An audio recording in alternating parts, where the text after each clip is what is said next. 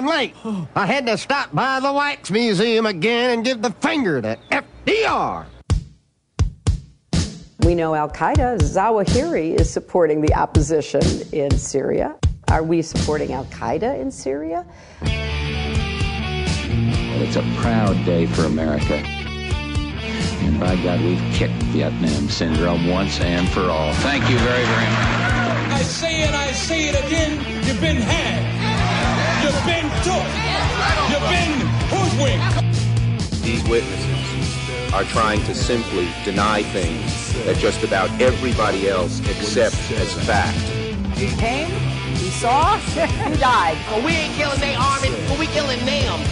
We be on CNN like, say our name, bitch, say it 3 times. The meeting of the largest armies in the history of the world. Then there's going to be an invasion. All right, you guys, introducing Dr. Simon Floth. He is an Australian analytical philosopher who's lectured in metaphysics and logic at the University of New England and is currently researching on religion. He was an early contributor to Wikileaks, refining the vision and experimenting in collaborative analysis. Since 2004, various independent sites have featured his political articles, including at antiwar.com. We ran this one last week, Assange's Ecuadorian Cave. Welcome to the show. How's it going, Simon? I'm going very well. Thank you very much for having me. Very happy to have you here, and very happy to have the opportunity to have published this article here, a very important piece about Julian Assange, founder of WikiLeaks, and his current predicament there. As we know, he's been locked up in the Ecuadorian embassy in London, in Great Britain there for how long now? It's been 6 years since he's been under detainment of one form or another. Actually, no, 6 years since he entered the embassy, that's right. It's been about 8 years since he had some sort of detention. So in 2012, he entered the embassy. And the anniversary of that was just a few days ago, as I understand. Mm-hmm. And now, so it's a bit complicated. We all know what he's really doing there is hiding out from the USA. But can you go back and explain a little bit about the never quite charges in Sweden and the rest of this story here and what he's doing in there? There was a media frenzy after it was presented in the Swedish newspapers that Julian Assange was wanted for sexual assault. That was back in 2010, and curiously, just after release of the Iraq war logs. Apparently that was illegal. The newspaper released that it was leaked from the police, and that's contrary to Swedish law. They're not supposed to do that. The police aren't supposed to do that, but somehow it happened. What happened then, the case was dropped almost as soon as that news came out anyway. The Swedish prosecutor, once they got the report from the police, said that there was nothing substantial in it, and it was shut down. And some of the details are lost just from my memory, but it's the main stuff still stands out pretty clearly. The case was taken up again by members of a political party that has a very strong feminist overtones, and the charges were upgraded, and the word rape was used, at least in English, and there were nonetheless both of the women had one of them said explicitly in a report that I read in a paper that it wasn't rape and that she wasn't afraid of Julian. He just has some issues with women. And the other woman had complained in the police reports, which you can see online, that she'd been railroaded and she didn't want to accuse Julian of anything at all. They just wanted to see what they could do with help from the police to get in to take a test for sexually transmitted diseases. Mm-hmm. Well, and now, so this is pretty important, right, is these two women, they went to the police, they basically just wanted, they made a mountain out of a molehill in the first place. In the middle of this guy being the most wanted journalist on the face of the earth, they decided that they were what mattered, and because he had, I guess, decided to take a condom off in the middle of an act with one of them or something, that they wanted to have the cops basically force him or ask him to take some kind of STD test. They didn't even want him charged with sexual assault in the first place. But the Swedish government, at the behest really of the Americans and the Brits, they trumped up the charges into a rape case. Is that pretty much right? That's exactly how I would say. Yeah, that's what happened. There was nothing, really no substance. Every time he tried to push a detail on the issue to try and check and validate a claim, it just turned into nothing. It was never pursued either. He asked if he could go to the UK because he wanted to do a presentation, and they said, sure, off you go.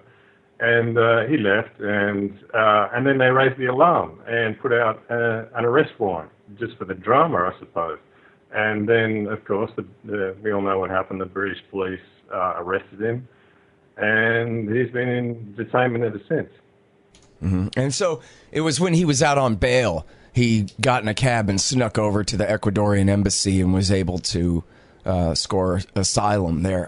I had forgotten. I did not realize it was 6 years ago.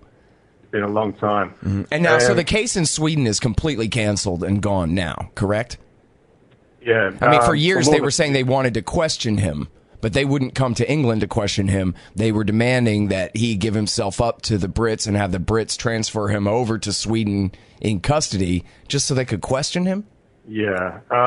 There was all this sort of nonsense about him being the reason he wasn't charged technically was that he had to be present in Sweden before they could press charges. And this was a really obscure and incoherent point of semantics that dragged out the case. And they did actually say at one point that they were legally unable to go to interviewing in the UK. Mm-hmm. And that was complete nonsense. It had been done before. And not only that, but they eventually did go and interview him in the UK. And then eventually, once they finally did interview him, it was very shortly after that they dropped the charges.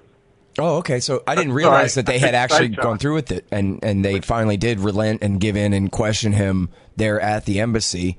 And then that was when... And when was that they finally did go and interview him? I don't have the date. I do assume it was 2017, okay. Perhaps 2016. I think 2017. Yeah. Uh-huh. So sometime relatively recent there. But so now the problem is for the audience keeping up. First of all, nobody's playing down actual sexual assault. It's just that's not what happened here, right? This was a pretext. And as you said, Simon, the women both, backed way down and backpedaled far from actual assault here. But then, so the thing is, why is he still in the embassy if the Swedes have dropped the charges? I guess the Brits still have a warrant out for him skipping bail. But then there's another real reason, right? And that is the Americans. Well, it seems like there's just no other way to analyze the situation.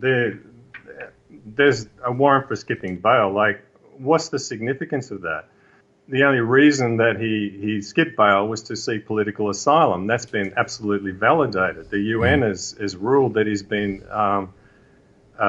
improperly detained and should be freed and compensated because he was that was valid. He was under political persecution from the US, and there was a serious threat to him. Even back then. Now it's only worse. Now it's much more obvious. But the UK is, it's almost as if they think they have some face to lose or something, and they're just doubling down on the stupidity of it. Yeah. Well, and so the thing about Julian Assange is he's not an American citizen or a U.S. person. And so I guess the theory that the government is using is that he doesn't count as a foreign, and WikiLeaks doesn't count as a foreign news organization, but it's an intelligence agency, a non-state intelligence agency. I think was it Hayden or Clapper or one of these kooks called it. And so then their idea is They want to prosecute Julian Assange for espionage, for being a reporter, for publishing leaks that are given to him. He's not a... Espionage would be like breaking it and leaking the documents himself, right? He's a document receiver, just like the New York Times and the Washington Post and the LA Times publish, classified data daily. That's leaked to them by government officials. And yet, and we do know this, right, from various stories in the Washington Post and others, that they have in the past had a grand jury investigating and trying to figure out how to pin a charge on this guy for journalism. We do know from various reports that there has been a grand jury impaneled in Washington, D.C. to try to trump up an espionage charge against Assange for doing journalism, right? Absolutely. And that's exactly, I did hear you make the point that there's a difference between somebody who goes and acquires information and somebody who publishes it. And the New York Times, like you said, published this information. At least the historical stuff going back to the Iraq war logs and much else from WikiLeaks.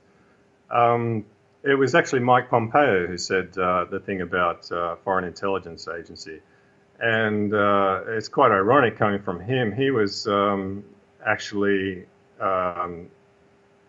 referring to WikiLeaks rather positively during the election because he was a supporter of Trump. And so, you compare his tweets side by side. He's changed his tune along with his job. And it's just really tragic to see that kind of thing coming from the highest levels of power. Yeah. And by the way, I mean, when it comes to parsing the law here, just to be clear about it, the Americans have never called a grand jury together to investigate and see about indicting any journalists from the London Times or the Daily Telegraph or the Daily Mail or the Australian or any other foreign news agency. Their theory of the case here is an obvious lie, that WikiLeaks is not a journalistic organization, but it's some other thing, but just because they say so. When in fact the direct comparison to the major newspapers is readily available. Look at who they work with. Who published the war logs? The Guardian. Absolutely. They just don't have a case. You have to go to the most extreme lengths of paranoia, of Cold War hysteria to make any kind of case against WikiLeaks. Now, here's the thing about Assange. Well, there's a few things. But one thing that the Post and the Times don't do, I mean, they publish secrets all the time, but they publish secrets that our government wants in the paper. Mostly. I mean, they have scoops from time to time. But mostly, the classified information that they present is like, ooh, the Houthis did something bad, and that's why we have to help Saudi bomb them, or something like that, to justify what it is they're doing. Here, WikiLeaks is doing something that pretty unprecedented, at least going back for many years, in publishing the State Department cables and the Iraq and Afghan war logs, the Guantanamo files, all the rest of the Manning leak, and then a lot of the other stuff that they've leaked about all different countries, not just the United States. They really go and show, massive emails about what's going on in Somalia or in Russia or with the American State Department or whatever, and they published it in a way for other journalists to do the work writing the stories, and they're publishing the raw data. But so we can understand why, to a State Department official, this is a qualitative difference, right? They're terrified when they see a massive leak like the Manning leak getting posted online like that. They can't stand that, and yet they really don't have an argument about a difference in substance, only in quantity, really, right? Yeah, I would say that's true. It's a matter of quantity. It's also a new type of history, you might say, because you've got the original data. You're not just getting a story with little footnotes as to facts here and there. You've got the reality is just laid out there in front of you to research, and that's going to change the world, I think. It's been denied and dismissed as insignificant and irrelevant, but that entirely depends on ignoring it, because everything that's so much is just constantly coming out of it from ongoing research in all areas. Mm-hmm. Well, and there's this great manifesto that Assange wrote years ago. And they might try to argue that this makes him something other than a journalist, although, of course, I don't buy that for a minute. I wouldn't see the follow. All journalists have an agenda. Most journalists' agenda is telling the people what the government wants us to think. And no, okay, great. And then there are a lot of other journalists who have other agendas, like exposing those people in government who would tell us these or those lies.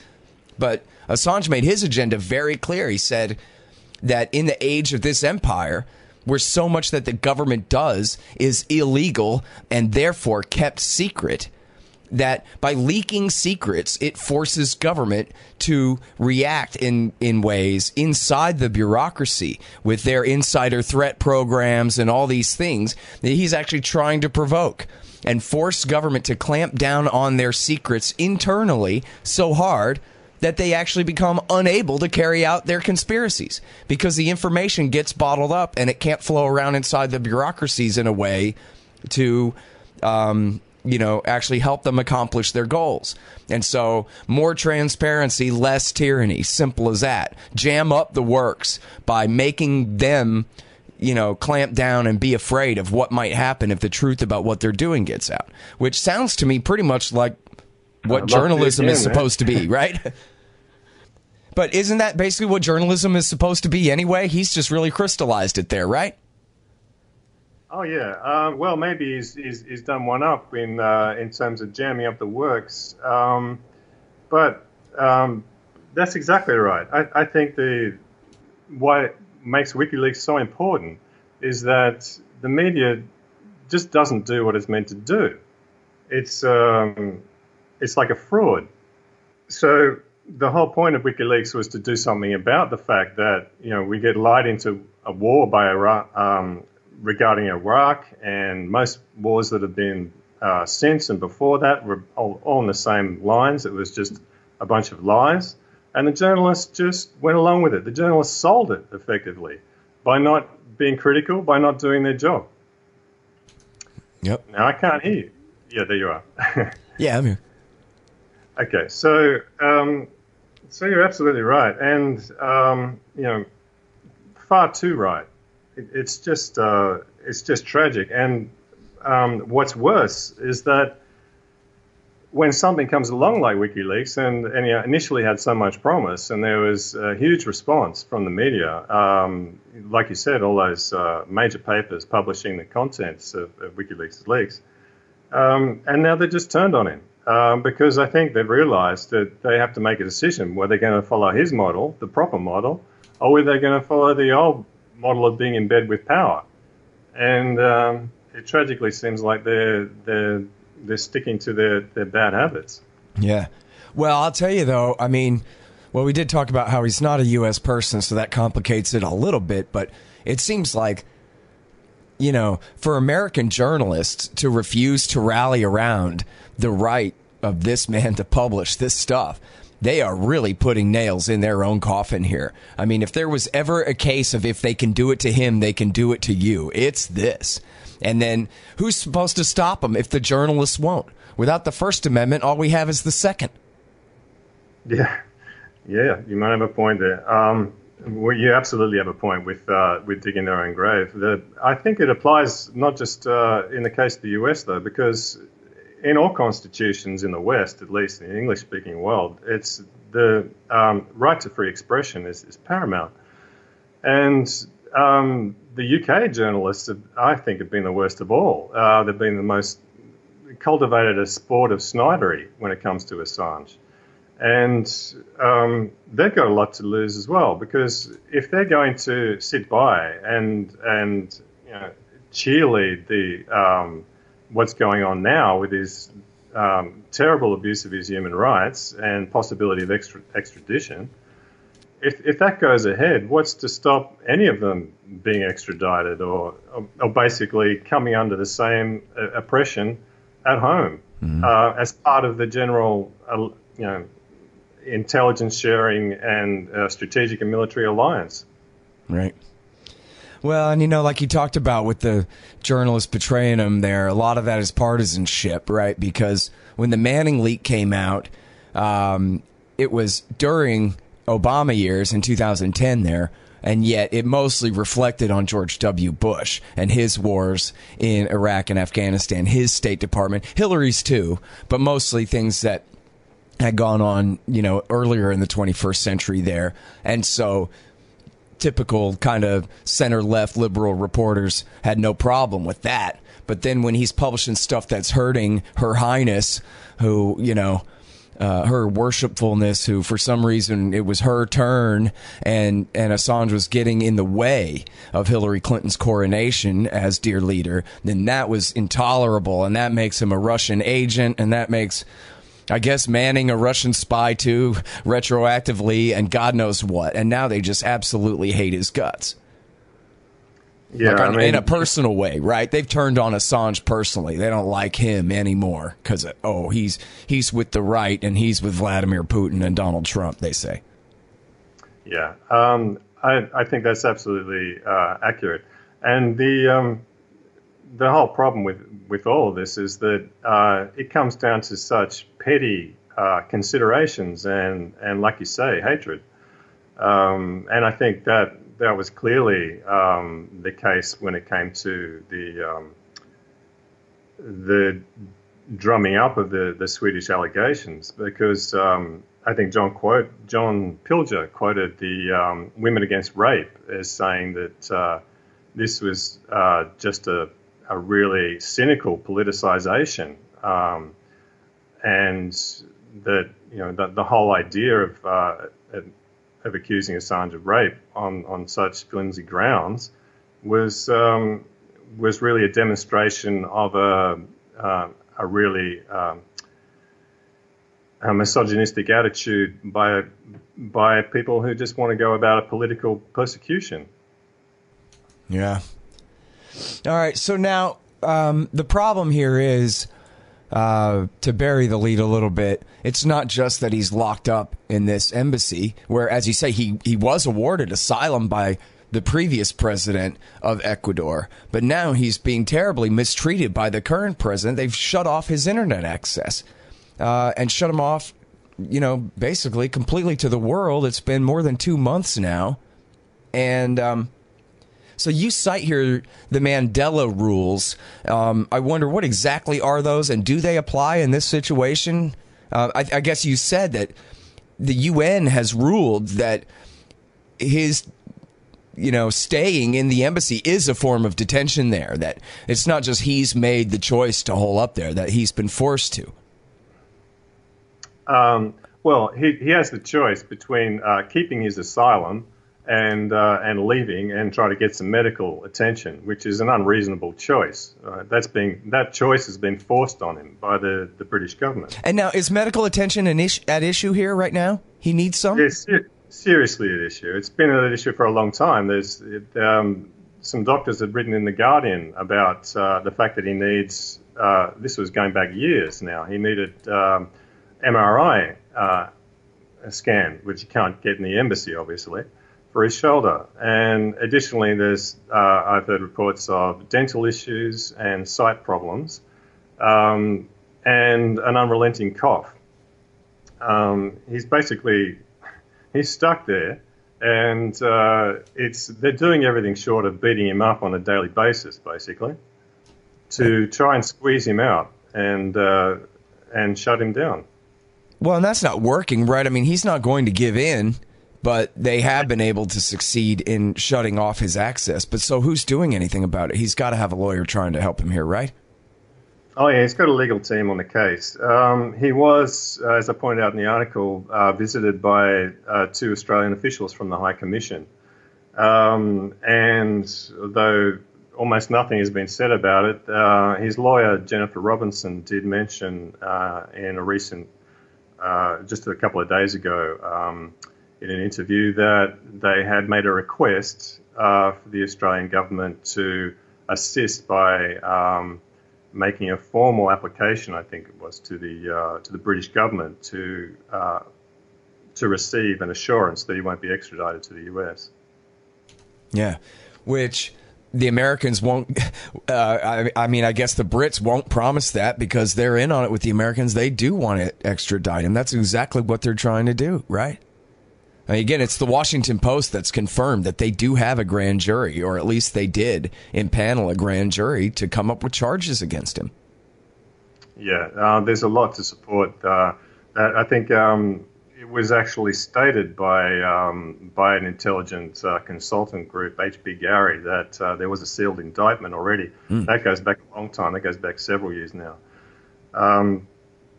Now, it's difficult to speak for a government in the case of Britain. In this case, I think there's definitely an element of that. There's the alliance with the US. There's the politicians. I would say that if the British people weren't so misled by such an intensely antipathetic British press, then it would be hard to say what the disposition of the British people would be. I think on the whole, really, they would support him. Just from the fact that all he's doing is publishing information. He's holding power to account. That's the function of the press, which the press isn't doing.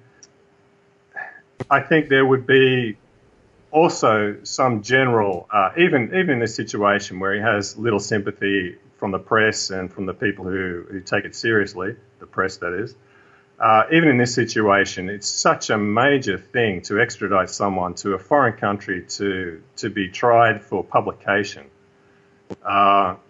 I think there's a chance that he would still win in the courts. But certainly if the press climate was a little different, he would be, I think he would be in the clear. And the government would provide the assurance. Even now, I think there could be enough pressure, just with a bit more public awareness, enough pressure to maybe make it happen that he does actually get an assurance. Mm-hmm. Yeah. Well, I mean, I like the way you put it in the article here. You say, well, suppose he were suppose he were not merely an Ecuadorian citizen, but which he is now, right? He's been given asylum. But what if he was born and raised in Ecuador? Then, in other words, forget Assange and his white hair and his James Bond villain role and whatever, the way they portray it on TV. But let's just say he was Joe Reporter from Ecuador. How could anyone justify the way he's being treated? Put on house arrest for publishing things? It's crazy. That's right. It's illegal.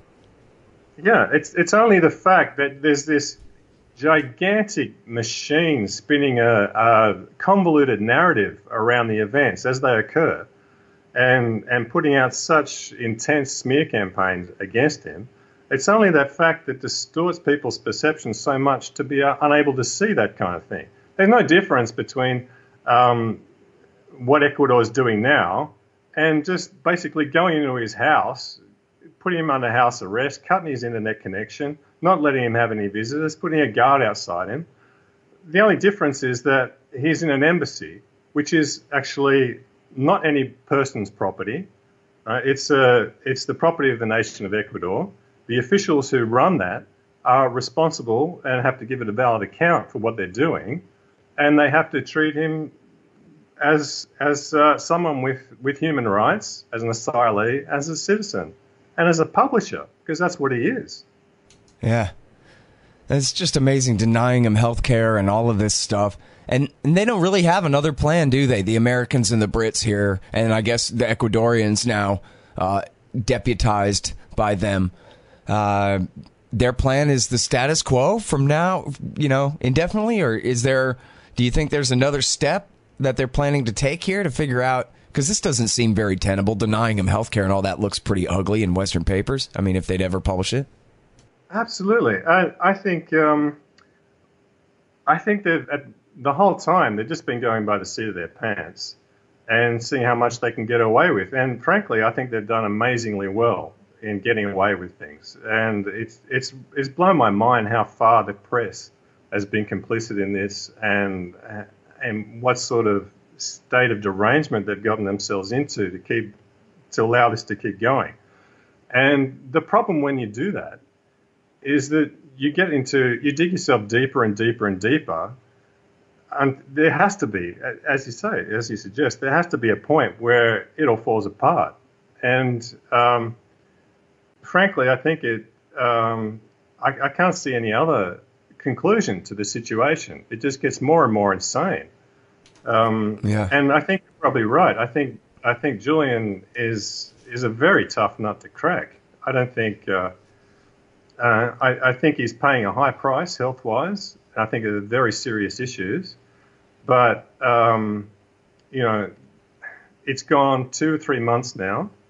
It's getting crazier every day. I think he'll outlast them. All right, hang on just 1 second. Hey, guys, here's who sponsors this show. Mike Swanson and his great investment advice at wallstreetwindow.com. He's actually posting some stuff at the Libertarian Institute website now. Really great stuff. The great Mike Swanson. And he's also the author of the book, The War State, which is a really great history of the rise of the new right military-industrial complex after World War II in the Truman, Eisenhower, and Kennedy eras. You'll really want to look at it. The War State by Mike Swanson. Also, Roberts & Roberts Brokerage, Inc. If you listen to Mike, you'll be buying some metals. You'll want to buy them from Roberts & Roberts. They've been around as long as I've been alive.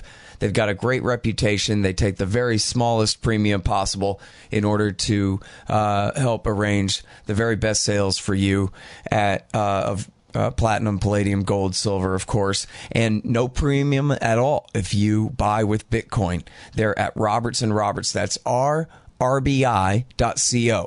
rrbi.co for your precious metals. There, as I mentioned before, Zencash. Zensystem.io to learn all about this great new digital currency, and which is also a secure messaging application and document transfer device and all the rest there. Learn all about it at Zensystem.io. And read the book. It's by Hussein Badakhshani. It's How to Run Your Tech Business Like a Libertarian. That's not the title. The title is No Dev, No Ops, No IT. Those are all one word each, if you take my meaning. No Dev, No Ops, No IT by Hussein Badakhshani. It's really great. And check out libertystickers.com for all your anti-government propaganda. I made up most of them. And, that didn't work out with the new website I kept promising you. But now, supposedly, someone else is promising one. So I guess we'll see if we ever get a new website. But there's still a lot of great anti-government propaganda, and you could buy it at libertystickers.com. Now, one more thing. Check out scotthorton.org. We've been having some server problems, but otherwise, scotthorton.org is a great-looking new website, as you can tell. And if you want a good 2018 model website for your business or for whatever you're doing, your opinions, check out expanddesigns.com, the great Harley Abbott over there. And if you go to expanddesigns.com/Scott, you'll save $500.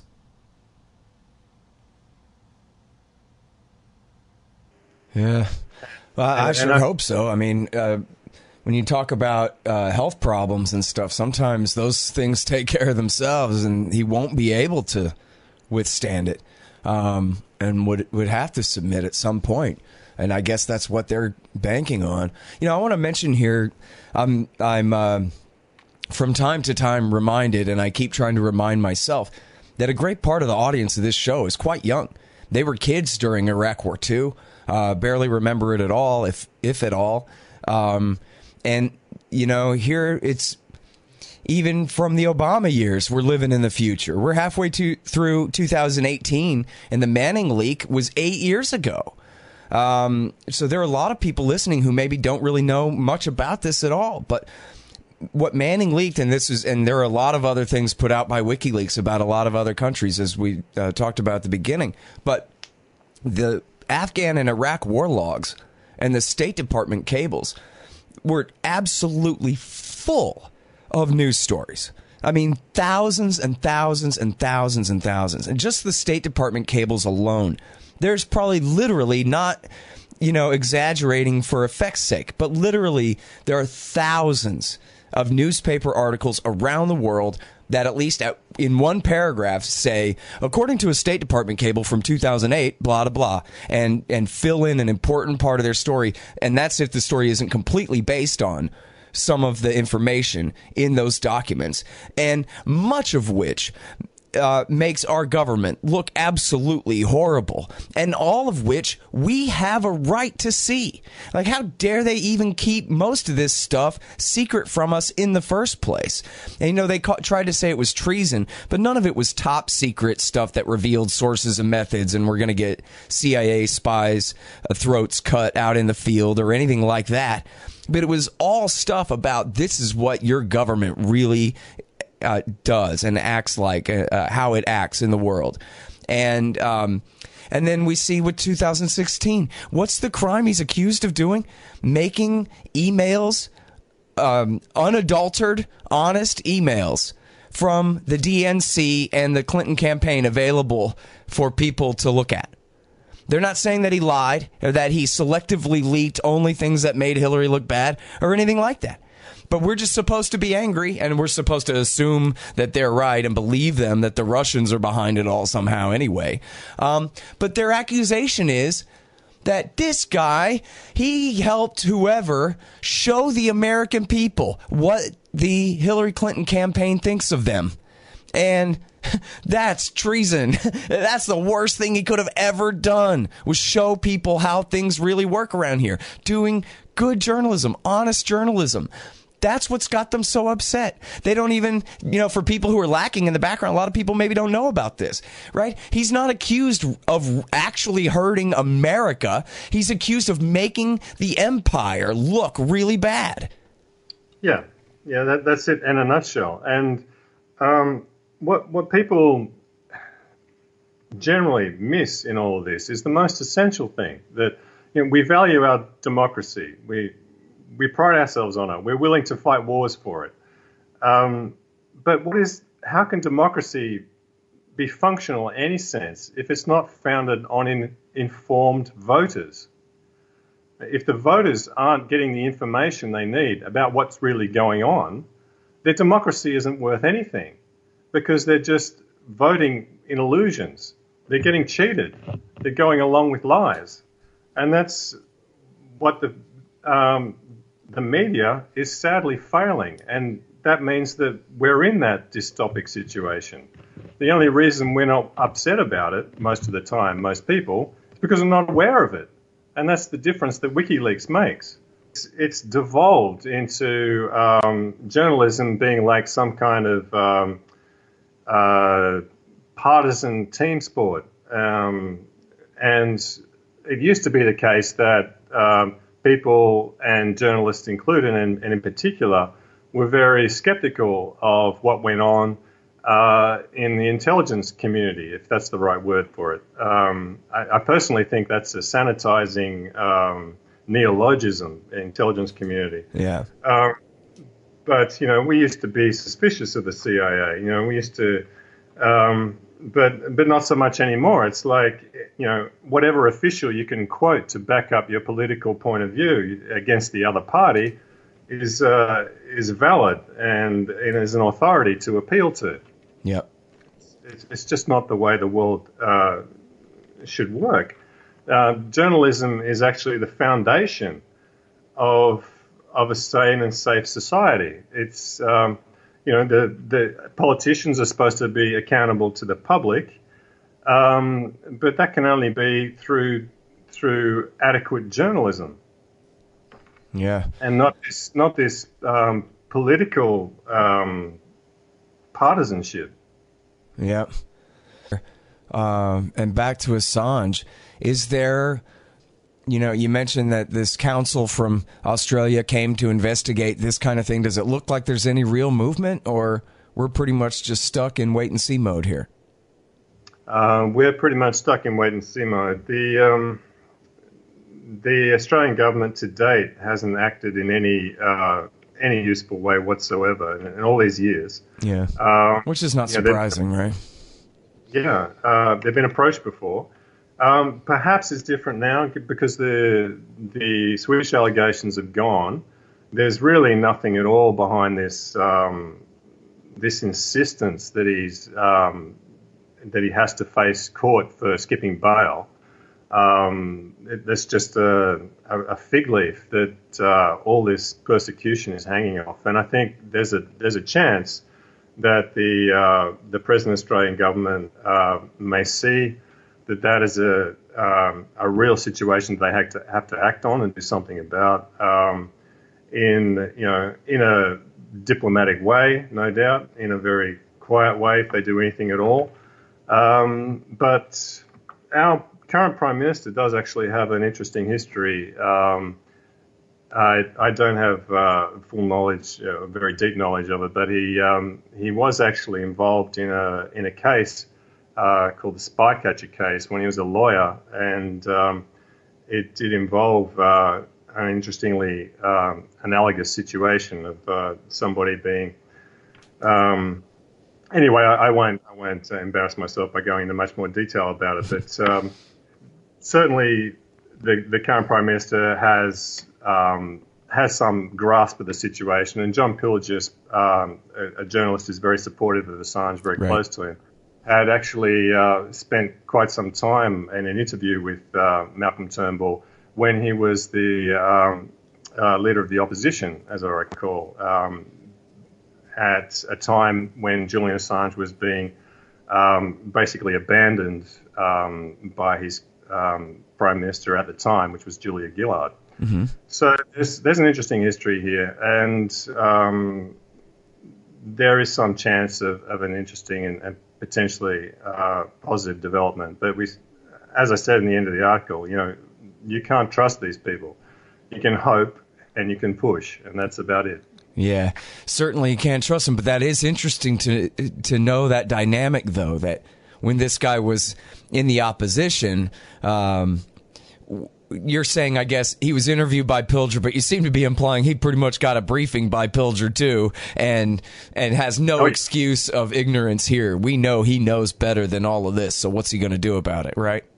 Absolutely. And that was also the case when the current Foreign Minister at the time, when Julia Gillard was Prime Minister, the Foreign Minister was Bob Carr. Mm-hmm. And he had expressed a point of view prior to the situation blowing up. He'd expressed a point of view that was quite sympathetic to Assange and very sceptical about the allegations and so on.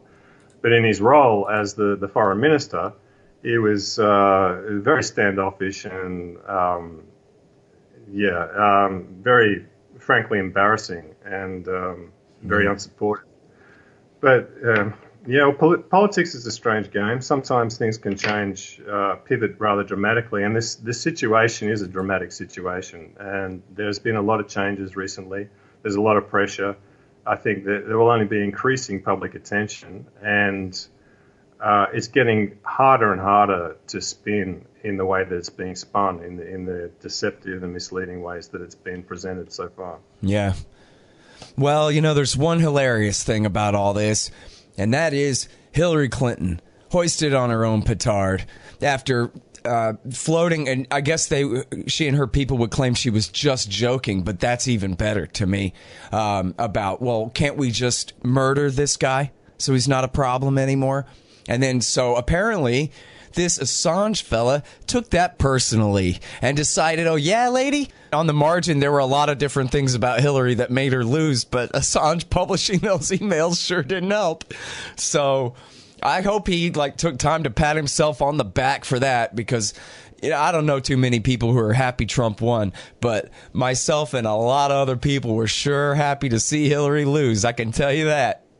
My concern with Hillary was actually more focused on her role in the Libyan war and the Syrian war. And frankly, if Vladimir Putin had something to do with the election, I could only consider that self-defense, because she was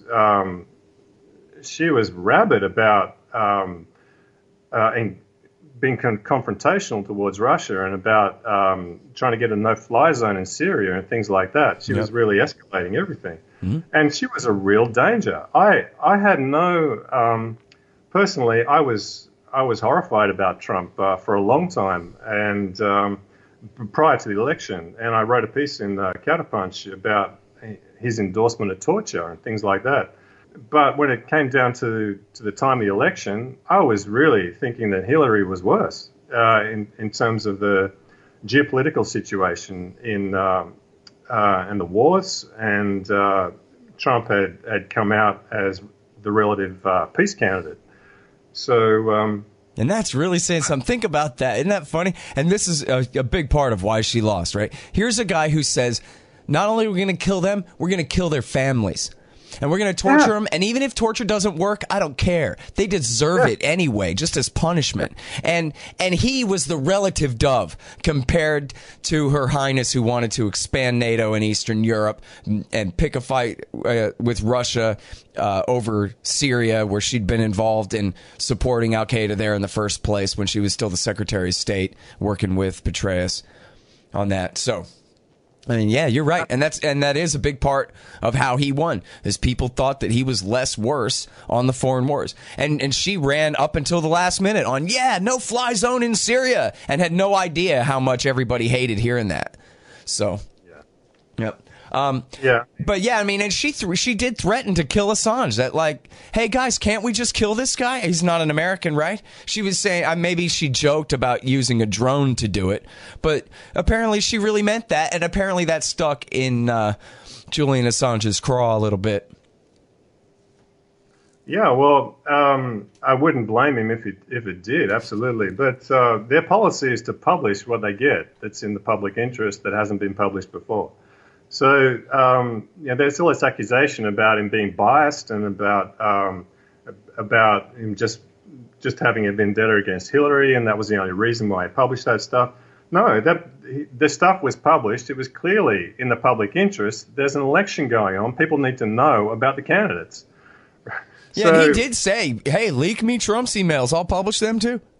Absolutely. And, he had that information and he acted on it and he timed it for the greatest impact, which makes sense. That's what the leaker needs. And that's something else which is just generally ignored these days, the whole need for whistleblowing.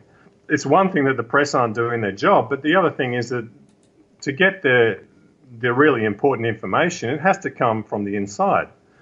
And that depends on the conscience of individuals, because the checks and balances don't work. The way every institution is set up is to have checks and balances to protect itself. Mm-hmm. John Kiriakou had an excellent session on the Unity for J vigil. He's the guy who blew the whistle most recently on CIA torture. And he was saying that everybody, he had any experience of this as blowing the whistle out through the internal channels, taken to their superiors, etc. Everybody who tried that ended up marginalized or fired or in jail.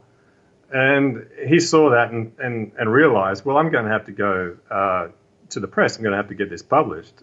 So he went to The Intercept, and they ended up leaking. Well, they did a careless job, which ended up getting him in jail by revealing his identity. And that subsequently happened to another leaker, Reality Winner, at The Intercept as well. And John was adamant in the interview that WikiLeaks. Well, it was Matthew Cole. I don't think Cole was at The Intercept when he screwed Kiriakou, but it was the same reporter who later at The Intercept got Reality Winner. So pretty close. Thanks for putting me up on that. I did. Yeah, I did make a connection, but I had the wrong impression in that case. Yeah. And it was the same reporter, though. So I mean, you're 90% right. Yeah. Okay. My apologies to The Intercept a little bit, because they did do Reality Winner. And he was adamant. The only thing a whistleblower can do safely is to give the information to WikiLeaks. Now, when you think about it, just zoom back on the situation that he's just described, because he's a guy at the CIA, massive institution, determining what goes on in America, going around torturing people. And he's saying the only thing we can do about a situation this bad is use this one institution, WikiLeaks. What does that say about the state of the world? Right. And the state of journalism? You know what? There's something we need leaked is the modern day Operation Mockingbird, and get somewhere there's a manila envelope full of documents about control of the media in our time. And anybody who's read about the church committee hearings of the 1970s, it was actually Bernstein from Woodward and Bernstein who wrote a big piece, I guess for Rolling Stone or something, breaking the story about Mockingbird. But William Colby said anyone of any importance in the media is controlled by the agency, full stop. So, and that was then, and supposedly that's illegal, but that's why it's covert action, so that they can get away with it.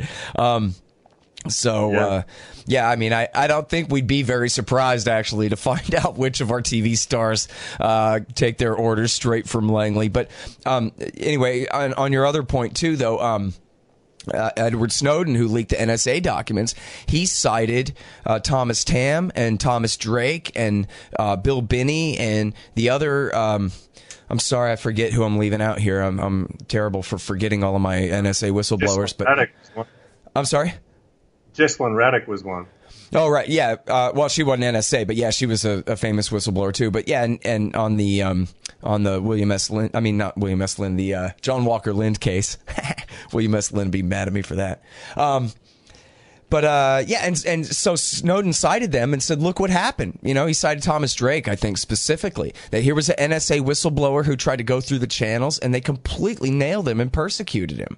They didn't say thank you so much for your constructive criticism, you know? Yeah, you're right. So that was his reasoning in saying I had no choice but to just give this stuff to Gelman and Greenwald and hit the road and get out of the country. Yeah. And look, you don't have to have a tinfoil hat on and see this as all just direct oppression from the deep state. Sadly, the most effective part of this, ironically, people are talking a lot now with all this Russiagate stuff about useful idiots, that people that are acting in their own, according to their own view of how things are going, and they're just doing what they think is right, but they're really helping the enemy. Well, sadly, that's actually what's going on, I think, mainly amongst journalists. It's not, most of them at least aren't getting orders from Langley. Most of them just are buying into what I call media virtual reality. It's systematic illusion of ignoring real investigative journalism and the output of WikiLeaks, for instance, and just listening to what each other is saying, and confirmation bias, basically. Jonathan Cook has an excellent article on this in Counterpunch in the weekend edition. I think it's called "How Corporate." How corporate media, something about their narrative. Yeah, we ran it at antiwar.com too. Okay, how corporate media enslave us to a world of illusions. Yeah, there you go. And he emphasizes that, look, it's not that some people claim to be able to see through everything, and unlike the great unwashed masses of sheep who just believe everything they're told. That's not how it works. What happens is that there is this virtual reality that the media spin themselves in with narratives like a cocoon, and the reason why he knows that is that he's run up against it. He's run up against the limits of it in hard, factual ways. And that's what wakes people up, is when something like that happens to them. When they know what the story's supposed to be, and they know for some other reasons just how it really is. That happened to me personally during the Iraq War. All the noise about Saddam having to give account of his weapons program, he supplied a great volume of information, and as soon as he did that, I see Rumsfeld on TV, Donald Rumsfeld, just laugh at it. Yeah. Well, and to this day, they say, well, Saddam was pretending to have weapons of mass destruction to scare Iran. Well, really? Because he gave up a 12,000-page dossier saying, here is every I dotted and T crossed. I got nothing, I swear to God. That's some pretension there, huh? And then, as you said, they just ignored it. They just laughed about it, and so they didn't even have to deal with it. Yeah, and this is what really brought home to me that we live in this virtual reality, because the function of the press is to hold that kind of crap to account. If a politician laughs after spending months saying, look, you've got to do this, or we're going to go in there and nuke you, and he does it, he gives them the 12,000 pages, then they've got to take it seriously, right? Guess not. Boy, you know what? I'm glad you remember 2002 the way I do, because wasn't that something? Yeah, so it sounds like the same thing happened to you. You know, we ran up against the limits of media virtual reality, Absolutely. The illusions. But you know, my favorite I really one... recommend to anybody, especially younger folks like you mentioned, who don't have this kind of experience, that haven't hit that wall yet, read that article. It'll be really helpful. Yeah. You know, the one I can never forget was, because it was a top headline on antiwar.com, it was actually from like page 43 of the Washington Post. But on antiwar.com, in the other virtual reality of the internet there, where Eric can rank the news stories in whatever order he wants, it was one of the top stories of the day. That, guess what? All the nuclear experts say that the aluminum tubes couldn't possibly be used for centrifuges. Not like they have a Manhattan Project where they could spin a single centrifuge anywhere in Iraq anyway. But these are for rockets, for Katyusha-type rockets that you shoot out of the back of your pickup truck. Give us a break. This is not nuclear or anything. And that was in September of 2002. And so it was like, ta-da, symbols crash. Holy crap, there you go. The Bureau of Intelligence and Research at the State Department and the Department of Energy experts, the actual experts, say, give me a break. These aluminum tubes are for rockets, not centrifuges. And then it didn't matter. The New York Times and the Washington Post itself and the entire political class and everyone on TV, they all just pretended that article never existed, that they'd never heard of this. And then when Bush talks about aluminum tubes the day after tomorrow, nobody says, yeah, but the Washington Post debunked that. Nobody objects. And on the Sunday morning news shows, they go, yeah, aluminum tubes. And then they just keep going with the narrative. After it's been debunked as debunked could be by the government itself. They had one guy at CIA who insisted it was so to get himself a promotion, and they had the cabinet that was pretending to believe it because they wanted to. And I mean, you can't get any more blatant than that one. You know what I mean? I mean, the people who testified against it to the Post were on the record with their names. You know, lifelong Department of Energy nuclear experts and stuff. Just, yeah, man. Anyway, I'm sorry. We're just having fun talking now, but no, I mean, you're right on the point. This is what needs to be realized. It's like the press is the health of society. And it's just not healthy. It's really unhealthy. And this is what people need to realize by whatever means they can. Yeah. 2008, I had a similar experience with John McCain claiming that Georgia was attacked without provocation by Russia. Yeah. The day of the ceremony of the Beijing Olympics, right? I heard that on that particular day when he made that claim.